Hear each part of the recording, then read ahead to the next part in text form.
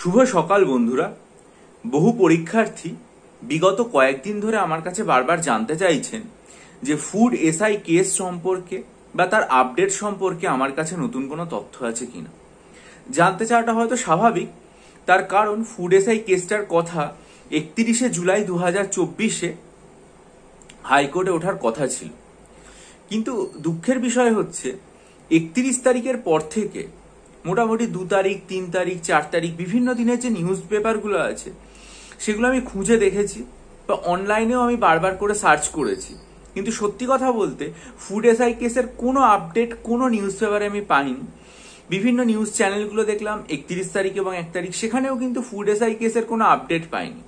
Food SI কেসের update যদি আমি খুঁজতে যাচ্ছি তাহলে আমাকে আইদার জুন মাস বলছি এপ্রিল মাস, অথবা আমাকে জুন মাসের খবর দেওয়া হচ্ছে যেখানে বলা হয়েছিল যে সিআইডির হাতে দায়িত্বটা দেওয়া হয়েছে এবং তাদেরকে একটা জুলাই মাসের শেষে রিপোর্ট জমা দেওয়ার ব্যাপার ছিল। কিন্তু তারপরে এই কেসটা কি হলো, কি আপডেট হলো, এগুলো কিছুই আমি পাইনি। তাই জন্য বহু পরীক্ষার্থী হয়তো প্রত্যাশা নিয়ে আমাকে জিজ্ঞাসা করছে যে কি জানতে পারলাম বা না পারলাম। ভিডিওর শুরুতেই সেই জন্য আমার তরফ থেকে অত্যন্ত দুঃখের সাথে এটা জানানো যে আমি অন্তত ফুড এসআই কেসের সম্পর্কে যে কেসটা এখন কোথায় দাঁড়িয়েছে, কারণ অনেক পরীক্ষার্থী বলেছিলেন রি এক্সাম হোক, বা অনেক পরীক্ষার্থী নানা রকম দাবি করেছিলেন। কোর্ট এটাকে একটা স্থগিত করে দিয়েছিল এই পরীক্ষাটাকে এবং এটার একটা তদন্ত ভার সিআইডির হাতে দেওয়াও হয়েছিল। এবার তার পরবর্তীকালে প্রসেসটা কতদূর পর্যন্ত এগিয়ে গেছে, হ্যাঁ, আমি কিছুই এখনো পর্যন্ত আর কি বুঝে উঠতে পারিনি। ঠিক আছে, সেই জন্যই আপনাদেরকে যেটা বলার সেটা হচ্ছে যে আপনারা এই কেসটা সম্পর্কে যদি নিজেরা কোথাও থেকে জানতে পারেন তাহলে কমেন্ট সেকশনে লিখতে পারেন, তাহলে ভালো হয়। কিন্তু আমি অন্তত কোথাও এখনো পর্যন্ত এটা জানতে পারিনি এবং আমার এই অপারগতার জন্য আমি দুঃখিত। যদি আমি জানতে পারি, যদি ভবিষ্যতে দেখা যায় যে কোনো নিউজ পেপারে এসেছে বা কোনো নিউজ চ্যানেলে এসছে এইটার খবর, তাহলে আমি নিশ্চয়ই জানিয়ে দেবো। তার জন্য আপনারা চ্যানেলটা সাবস্ক্রাইব করে নিন এবং বেল আইকন প্রেস করে দিন। অনেক পরীক্ষার্থী WBCS 2023-এর মেন পরীক্ষা হওয়ার পর থেকে আমাকে বারবার করে যেটা বলছেন সেটা হচ্ছে যে মেন পরীক্ষার পরে গ্রুপ এর কাট অফ মার্কস বা সেভ স্কোর যাই হোক না কেন, সেটা পার্সোনাল টেস্ট ইন্টারভিউতে কল পাওয়ার ক্ষেত্রে কত হতে পারে এই বিষয়টা আলোচনা করে দিতে। কিন্তু সেটা আলোচনা করব আমি অবশ্যই, আপনারা সেটার জন্য চ্যানেলটা সাবস্ক্রাইব করুন, বেল আইকন প্রেস করে দিন যাতে বিশ্লেষণ সহ পুরো ব্যাপারটা জানতে পারেন। কিন্তু যেটা অত্যন্ত আর কি জরুরি সেটা হচ্ছে যে এই যে কাট অফটা বিশ্লেষণ করব বা সেভ স্কোর বলবো, তার আগে অপশনাল পেপার সম্পর্কে আলোচনা করে দেওয়া। কারণ আপনারা আমার চ্যানেলে দেখবেন যে আমি আমার চ্যানেলে কিন্তু প্রত্যেকটা পরীক্ষার পরে সেই দিনই পরীক্ষার প্রশ্নপত্রগুলো নিয়ে আমার নিজের মতো করে ছোট ছোট ভিডিও করে বিশ্লেষণ করে দিয়েছি যে প্রশ্নপত্রের গুণগত মান আমার ভাবনা চিন্তা নিরিখে কিরকম ছিল। কিন্তু অপশনাল পরীক্ষাটা যেদিন ছিল সেদিন আর করে উঠতে পারিনি। কেন? কারণ সেদিনই পাবলিক সার্ভিস কমিশন এই নোটিশটা এনেছিল যে 2025 থেকে WBCS পরীক্ষা ডেসক্রিপটিভ প্যাটার্ন হয়ে যাবে, সিলেবাস চেঞ্জ হবে, 2024 হচ্ছে MCQ প্যাটার্নের সর্বশেষ পরীক্ষা। ফলে এটা এতটাই গুরুত্বপূর্ণ মনে হয় যে আমি সেই ভিডিওটাই করেছিলাম। ফলে অপশনালের কোশ্চেন পেপারটা সম্পর্কে আমার আলোচনা করা হয়নি। কিন্তু যেহেতু আমি নিজে সাইকোলজি অপশনাল পড়াই এবং সাইকোলজি অপশনাল নিয়ে চর্চা করে থাকি, সেই জন্য আমি আজকে অন্য অপশনাল বিষয়গুলোতে আমি বলতে পারবো না, কারণ সেগুলোতে আমার কোনো দখল নেই। কিন্তু সাইকোলজি অপশনালটা নিয়ে আজকে আমি চর্চা করে দেবো। তাই যারা ভবিষ্যতে সাইকোলজি অপশনাল নিয়ে 2024-এ পরীক্ষাটা দিতে চান, কারণ 2024 তো সিলেবাস অপরিবর্তিত থাকা অবস্থায় শেষ সুযোগ সাইকোলজি অপশনাল নিয়ে, তারপর সিলেবাসটা কেমন হবে, আদৌ অপশনাল পরিবর্তন হবে কিনা সিলেবাস, বা একই রকম থাকবে কিনা, কি হবে আমরা কিচ্ছু জানি না। অন্তত 24-এই সিলেবাসটাতে পরীক্ষা হবে। তাই যারা নিতে চান সাইকোলজি অপশনাল তারাও কিন্তু এই ভিডিওটা খুব ভালো করে মনোযোগ দিয়ে দেখুন। তারপর আমার মতামতটা আমি দিচ্ছি, তারপর আপনারা আপনাদের সিদ্ধান্ত নেবেন। দেখুন, সাইকোলজি অপশনালের প্রথম পেপার সেটাতে মোট 2টো গ্রুপে প্রশ্নপত্রকে বিভাজিত করা হয় এবং এই যে 2টো গ্রুপে প্রশ্নপত্রকে বিভাজিত করা হয় তার মধ্যে প্রথম গ্রুপে মোট 6খানা প্রশ্ন থাকে। প্রত্যেকটা প্রশ্ন হচ্ছে 40 নম্বর করে, তার মধ্যে আপনাকে লিখতে হয় 3টে প্রশ্ন। আর দ্বিতীয় গ্রুপে আপনার কাছে 3টে প্রশ্ন দেওয়া হয়, প্রত্যেকটা 40 নম্বর করে, এবং আপনাকে লিখতে হয় 2টো প্রশ্ন। তা প্রথমটাতে যে প্রশ্নগুলো দেওয়া হয়েছিল সেটা হচ্ছে যে সাইকোলজি এই বিশ্ব প্রকৃতি মানে জ্ঞানের জগৎ বা আমাদের যে একাডেমিক ওয়ার্ল্ড সেখানে এবং পরিবেশে কিরকম প্রভাব আছে, ব্রেনের যে গঠন এবং ডায়াগ্রাম সেটা নিয়ে আলোচনা করতে বলা হয়েছিল। এটা হচ্ছে একদম প্রথম চ্যাপ্টার থেকে এই প্রশ্নটা দেওয়া হয়েছে। 2 নম্বর যেটা, সেটা হচ্ছে পারসেপশন বা প্রত্যক্ষণ থেকে মুভমেন্ট, স্পেস, ডেপথ এবং টাইম প্রত্যেকটা সম্পর্কে সংক্ষেপে আলোচনা করতে বলা হয়েছিল। এবং পারসেপচুয়াল অর্গানাইজেশন থেকে প্রশ্ন দেওয়া হয়েছিল, জেসাল্ট ভিউ সম্পর্কে লিখতে বলা হয়েছিল। এটা হচ্ছে ফার্স্ট পেপার সেকেন্ড চ্যাপ্টারের প্রশ্ন। 3 নম্বর হচ্ছে ইন্টেলিজেন্স সম্পর্কে লিখতে বলা হয়েছিল, স্পিয়ারম্যানের যে 2 ফ্যাক্টর থিওরি আছে সেটা, এবং সেটা থার্স্টনের থিওরি থেকে কিভাবে পৃথক বলা হয়েছিল। এছাড়া ইন্টেলিজেন্ট কোশেন্ট, তার ক্লাসিফিকেশন এবং তার ডেভিয়েশন লিখতে বলা হয়েছিল। এটা হচ্ছে ফার্স্ট পেপারের 6 নম্বর চ্যাপ্টারের প্রশ্ন। এরপরে হচ্ছে কগনিটিভ ডেভেলপমেন্টের যে পেঁয়াজের থিওরি সেটা সম্পর্কে লিখতে বলা হয়েছিল। ক্রিয়েটিভ থিঙ্কিং সম্পর্কে জিজ্ঞাসা করা হয়েছিল এবং থিঙ্কিং এর যে বেসিক এলিমেন্ট সেটা জিজ্ঞেস করা হয়েছিল। এটা হচ্ছে 7 নম্বর চ্যাপ্টার। এরপরে হচ্ছে জেমস ল্যাঞ্জের থিওরি আর ক্যানন বার্ডের থিওরির মধ্যে যে একটা তফাৎ সেটা আলোচনা করতে বলা হয়েছিল। স্যাক্টার সিঙ্গারের থিওরি সম্পর্কে আলোচনা করতে বলা হয়েছিল। এটা হচ্ছে 5 নম্বর চ্যাপ্টার।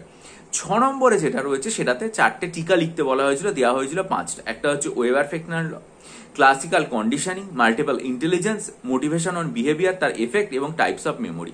তার মধ্যে টাইপস অফ মেমোরি যেটা সেটা 4 নম্বর চ্যাপ্টার, মোটিভেশন বিহেভিয়ার সেটা হচ্ছে 5 নম্বর চ্যাপ্টার, মাল্টিপল ইন্টেলিজেন্স 6 নম্বর চ্যাপ্টার, ক্লাসিক্যাল কন্ডিশনিং 3 নম্বর চ্যাপ্টার এবং ওয়েবার-ফেকনার হলো সেকেন্ড চ্যাপ্টার।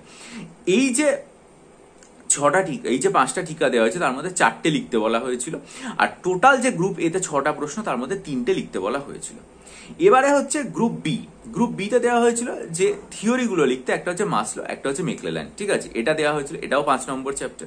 তারপরে দেওয়া হয়েছিল ইমোশনাল ডেভেলপমেন্ট, সোশ্যাল ডেভেলপমেন্ট সম্পর্কে লিখতে এবং সেটা কিভাবে একজন মানে শিশুর পরিবর্ধনে এবং বিকাশে সহায়তা করে সেটা লিখতে বলা হয়েছিল। আর তার পরবর্তী প্রশ্ন যেটা সেটা হচ্ছে শর্ট নোট লিখতে দেওয়া হয়েছিল। প্রোগ্রাম লার্নিং, এটা হচ্ছে 3rd চ্যাপ্টার। প্রেজুডিস ডিসক্রিমিনেশন, এটা হচ্ছে 8 নম্বর chapter. Concept of value development, এটাও হচ্ছে 8 নম্বর চ্যাপ্টার। থিওরিজ অফ ফরগেটিং, এটা হচ্ছে 4 নম্বর চ্যাপ্টার। এই যে 4টে দেওয়া হয়েছিল, এই 4টে থেকে লিখতে বলা হয়েছিল এবং এই যে গ্রুপ বি এর 3টে প্রশ্ন সেখান থেকে 2টো লিখতে বলা হয়। এটা গেল হচ্ছে ফার্স্ট পেপার। এবারে হচ্ছে সেকেন্ড পেপার। সেকেন্ড পেপারে কি কি দেওয়া হয়েছিল? সেকেন্ড পেপারে ফ্রয়েডের টোপোগ্রাফি মাইন্ড এবং স্ট্রাকচার মাইন্ড, যেটা দুটো দিয়ে সেগুলো নিয়ে আলোচনা করতে বলা হয়েছিল এবং বলা হয়েছিল যে সাইকোসেক্সুয়াল যে স্টেজগুলো আছে ফ্রয়েডের সেটা নিয়ে আলোচনা করতে। এটা হচ্ছে সেকেন্ড চ্যাপ্টারের, এই সেকেন্ড পেপারের ফার্স্ট চ্যাপ্টার। তারপর যেটা বলা হয়েছিল সেটা হচ্ছে স্কিজোফ্রেনিয়া, এটা সম্পর্কে বলা হয়েছিল, তার কারণ, তার যে থেরাপিগুলো রয়েছে সেগুলো সম্পর্কে আলোচনা করতে বলা হয়েছিল, বিশেষ বৈশিষ্ট্য সহ।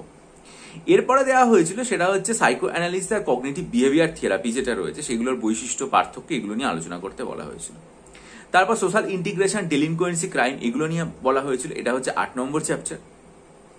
তারপর যেটা বলা হয়েছিল মুড ডিসঅর্ডার সম্পর্কে, এটা হচ্ছে 4 নম্বর চ্যাপ্টার। যেভাবে ওই সিজোফ্রেনিয়া যেটা সেটাও হচ্ছে আর কি মানে 4 নম্বর চ্যাপ্টার। আর তারপর শর্ট নোট দেওয়া হয়েছিল এবং 5টা দিয়ে 4টে লিখতে বলা হয়েছিল। একটা হচ্ছে রজার্স থিওরি, একটা হচ্ছে রিহ্যাবিলিটেশন, তারপরে হচ্ছে অ্যাডজাস্টমেন্ট ক্রাইটেরিয়া, তারপর হচ্ছে জেনারেল অ্যাংজাইটি ডিসঅর্ডার এবং তারপর হচ্ছে টেস্ট কনস্ট্রাকশন। এই 5টার মধ্যে 4টে।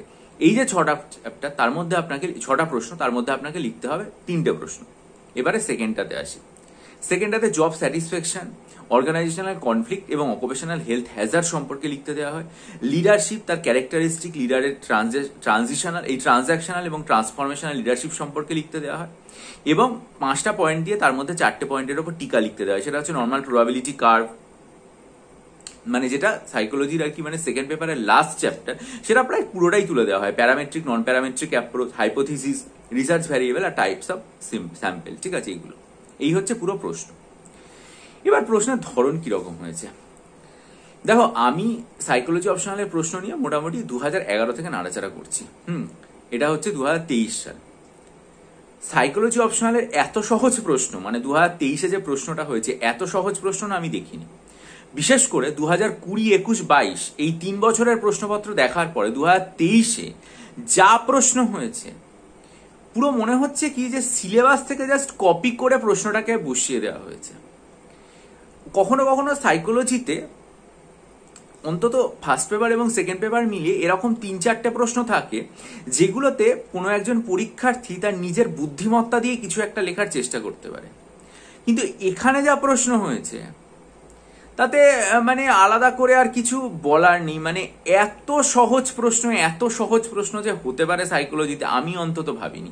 আমি ভেবেছিলাম যে সেকেন্ড পেপার বা ফার্স্ট পেপারের প্রথম গ্রুপটা না হলেও অন্তত দ্বিতীয় যে গ্রুপটা আছে সেই দ্বিতীয় গ্রুপের ক্ষেত্রে পরীক্ষার্থীদেরকে হয়তো এরকম একটা বা দুটো প্রশ্ন দেয়া হবে যেটা তারা নিজেদের মাথা খাটিয়ে লিখতে পারবে। অথবা এই যে প্রশ্নগুলোকে দুভাগে ভাগ করা হয়েছে, মানে প্রতিটাতেই এ বি করে প্রশ্ন রয়েছে, সেই এ বা বি এর মধ্যে অন্তত একটা প্রশ্ন থাকবে যে প্রশ্নটা মানে পরীক্ষায় লিখতে গিয়ে হয়তো কিছুটা হোঁচট খেতে পারে, হয়তো পরীক্ষার্থীদের কিছুটা নিজস্ব কিছু যোগ করতে হবে বা নিজের কিছু ভাবনা দিতে হবে। কিন্তু এবছর মানে 2023-এ সাইকোলজি প্রশ্ন যা সোজা হয়েছে, এতটা সোজা প্রশ্ন কল্পনা করা যায় না। এটা হচ্ছে 1 নম্বর। 2 নম্বর সেটা হচ্ছে পরীক্ষার্থীরা আমাকে অনেক সময় বলে যে আপনি সাজেশন করে দিন। অনেক পরীক্ষার্থী আমাকে বলেছে যে আপনি সাইকোলজির একটা সাজেশন দিন, কিন্তু আমি দিইনি। কেন দিইনি তার কারণ হচ্ছে যে সাইকোলজি প্রশ্নে কিন্তু প্রশ্নপত্র বিগত বছর থেকে রিপিট হয়। আমরা জেনারেলি সাজেশন করা বলতে সেটাই বুঝি যে বিগত বছরের প্রশ্ন বাদ দিই, কিন্তু সাইকোলজির ক্ষেত্রে এটা কখনোই করে যাওয়া উচিত না। আমি আমার অনলাইন ব্যাচেও সবসময় বলে থাকি যে আপনারা কেউ কিছু বাদ দেবেন না। আমি ফার্স্ট পেপার সেকেন্ড পেপার মিলিয়ে 180-90টা যে কটা প্রশ্ন লিখিয়ে দিচ্ছি, প্রত্যেকটা প্রশ্ন পড়ে যাবেন এবং খুঁটিয়ে পড়ে যাবেন যাতে লিখতে পারেন। কিছু বাদ দেওয়ার জায়গা কিন্তু সাইকোলজি অপশনালে নেই, কারণ কখন কোন প্রশ্নটা আগের বছর থেকে তুলে দেবে তখন আপনি হয়তো শেষ পর্যন্ত দেখালেও লিখে আসতে পারলেন না, স্টেপ না পড়ে যাওয়ার জন্য পরীক্ষার আগে। তাই আমি সাজেশন ভিত্তিক পড়াই না। 3 নম্বর যেটা বলার সেটা হচ্ছে আমার লেখানো স্টাডি মেটেরিয়াল থেকে কতটা কমন এসছে। আমি এইটুকু বলতে পারি যে আমি আমার স্টাডি মেটেরিয়ালের কথা শুধু বলবো না, যারা পুরো সিলেবাসটা পড়ে গেছে না, তারা এখানে এই যে ফার্স্ট পেপারে 9টা কোশ্চেন দিয়ে বলা হয়েছে 5টা লিখতে এবং সেকেন্ড পেপারে 9টা কোশ্চেন দিয়ে বলা হয়েছে 5টা লিখতে, যারা পুরো সিলেবাসটা পড়ে গেছে তাদের যদি সময় দেওয়া হয় তাহলে তারা 5টা কেন, তারা 9টায় লিখে আসতে পারবে।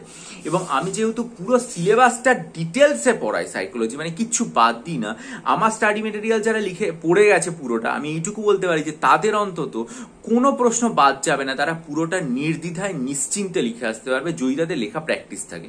কারণ উত্তর তো বড় বড় হয়, একটা প্রশ্ন মোটামুটি আধ ঘন্টা থেকে 35 মিনিটে কমপ্লিট করে ওইটুকু সময়ের মধ্যে পুরো জিনিসটাকে সঠিকভাবে লিখে, প্লাস আমার স্টাডি মেটেরিয়ালে ছবি থাকে, মানে ডায়াগ্রাম থাকে, সে প্রশ্ন থাক বা না থাক ডায়াগ্রাম আমি এঁকে আসতে বলি, সেটা করে দিয়ে এই যে লিখে আসাটা সেটা কিন্তু যথেষ্ট কষ্টকর। তাই জন্য প্রত্যেকটা প্রশ্ন পড়ার পরে একদিন করে লিখে নেওয়াটা খুব জরুরি, যাতে তোমার লেখার স্পিডটা বজায় থাকে এবং লেখার অভ্যেসটা তৈরি হয়। তাই আমি অন্তত এটুকু বলতে পারি যে আমার স্টাডি মেটেরিয়াল যারা পড়ে গেছে তাদের কারোর পক্ষে একটা প্রশ্নও বাদ দেওয়া উচিত না, সব তারা লিখে আসতে পারবে। এবং আমি এটাও বিশ্বাস করি যে খুব ভালো করে তারা যদি পড়ে তাহলে তাদের 250 আশেপাশে নম্বর পেতে বিন্দুমাত্র কোনো সমস্যা হওয়ার কথা না, যদি তারা মানে ঠিক মতো গুছিয়ে লিখতে পারে। এবং আমি চেষ্টা করি যে ভাষাগত মান সেটা আমার লেখার ক্ষেত্রে যথেষ্ট উঁচুতে রাখার, যে যিনি পড়বেন তিনি যাতে লেখাটা পড়ে আকৃষ্ট হন একদম পুরোপুরি। সাইকোলজিস্টদের নাম সহ, তাদের তাত্ত্বিক মতামত সহ, ছবি সহ এমনভাবে তুলে দেওয়ার চেষ্টা করি। এই হচ্ছে কথা। সুতরাং সাইকোলজি অপশনাল এমনই একটা অপশন যেটা যে ব্যাকগ্রাউন্ড থেকেই আসুক না কেন, সে যদি এখনো মনে করে পড়বে সে পড়তে পারে। এবং সেই জন্যই আমি তোমাদের বলছি যে দেখো 2024 সাল তো এমন একটা সাল যার পরে আমাদের সাইকোলজি অপশনালের সিলেবাস চেঞ্জ হবে কিনা জানি না। এর আগে একবার চেঞ্জ হয়েছিল, হ্যাঁ মোটামুটি 12 বছর মতো আগে সিলেবাস একবার চেঞ্জ হয়েছিল, তারপরে আবার ভবিষ্যতে চেঞ্জ হবে কিনা আমরা কিছুই বলতে পারছি না। সুতরাং 2024-এ সিলেবাস অপরিবর্তিত অবস্থায় সাইকোলজি অপশনাল কিন্তু তোমাদের শেষবারের মতো 2024টা সুযোগ এবং খুব সহজ একটা অপশনাল। এবং আমি এটার জন্য অগস্ট মাস থেকে স্টাডি মেটেরিয়াল দেওয়াও শুরু করেছি 2024-এর জন্য। কিভাবে পড়ায় বা সেই সংক্রান্ত যে স্টাডি মেটেরিয়াল সেগুলো সম্পর্কে আমার চ্যানেলে আমি 29 জুলাই একটা বিস্তারিত ভিডিও করেছিলাম, সেই ভিডিওটার লিঙ্ক আমি এটা ডেসক্রিপশন বক্সে দিলাম। যারা মনে করবেন যে 2024-এ আপনারা সাইকোলজি অপশনাল নিয়ে WBCS পরীক্ষায় ক্লিয়ার করতে চান, বাংলায় পড়তে চান, কারণ আমি তো পরীক্ষাটা বাংলাতেই দিয়েছিলাম WBCS-এ, বাংলায় পড়ে পাস করতে চান, তারা অবশ্যই এই ভিডিওটা পুরোটা দেখে প্রশ্নপত্রটাও দেখতে পারেন। অল অ্যাবাউট WBCS গ্রুপে আমি প্রশ্নটা দিয়ে দিয়েছি। এবং একটা সহজ বিষয় নিয়ে মাথার উপর চাপ কম রেখে, কারণ আপনার তো আশেপাশের বিষয়পত্রগুলোতে প্রচুর চাপ, যদি মনে করেন যে নিখুঁতভাবে পড়বেন তাহলে অবশ্যই ডেসক্রিপশন বক্সে দেওয়া আছে আমার ইমেল আইডি, সেটার মাধ্যমে যোগাযোগ করতে পারেন। আমি আগস্ট মাস থেকে শুরু করেছি, মানে 2024-এর আগস্ট থেকে শুরু করেছি যে 2024 সালে WBCS পরীক্ষা সাইকোলজি অপশনাল স্টাডি মেটেরিয়াল দেওয়া মাসিকভাবে। মান্থলি ভিত্তিতে, মাসিক ভিত্তিতে বা মান্থলি বেসিসে দেওয়া শুরু করেছি। যারা যারা মনে করবেন যে সেটা নিতে চান তারা অবশ্যই ডেসক্রিপশন বক্সে 29শে জুলাই যে ভিডিওটা আমি দিয়েছি সেটা খুব মনোযোগ দিয়ে দেখবেন।